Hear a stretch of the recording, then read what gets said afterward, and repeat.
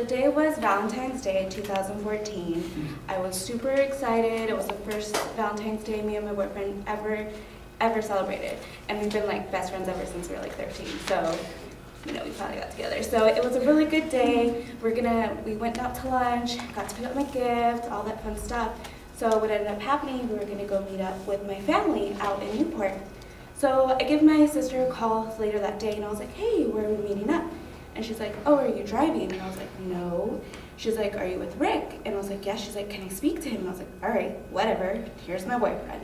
And so I was like, he gets the phone and he's like, what's up? And he was just answering all of a sudden like, okay, yes, no. And I was like, this is really weird. And so he goes, hey, he gets on the phone and he's like, don't freak out. And I was like, obviously at that point I'm starting to freak out. And he was just going, so, one of your cousins, your Aunt Nancy's kids, and I was like, yeah. Okay, so there's Jacob, Josh, John, and Jessica.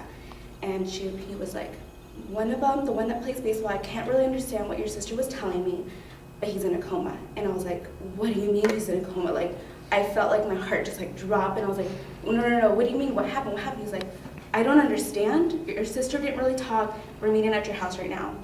It's a Friday night and it's Valentine's Day. We're out in Costa Mesa, I live in Diamond Bar. So we're rushing, I'm like trying to calm down, like no, we'll be fine. We got this. When anything ever happens, we're a family, we figure it out.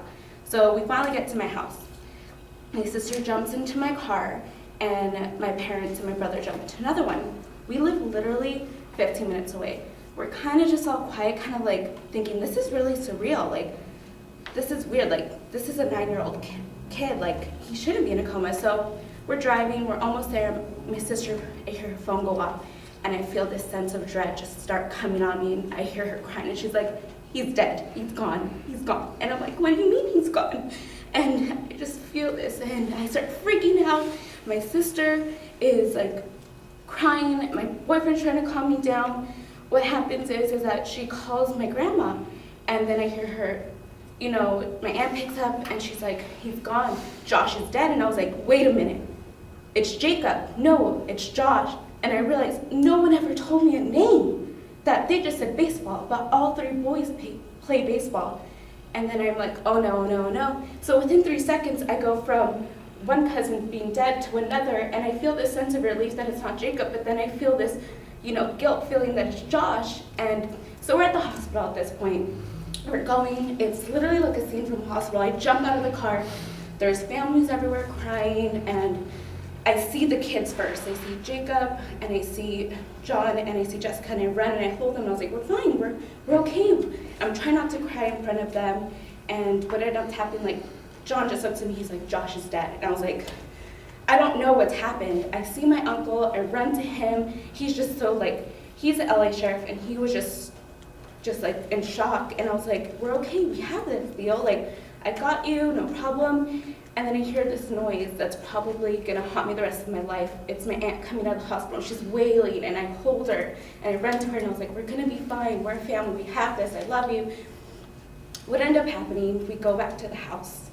I find out what happened. He was playing with his older brother, Jacob, while John was having a scrimmage game.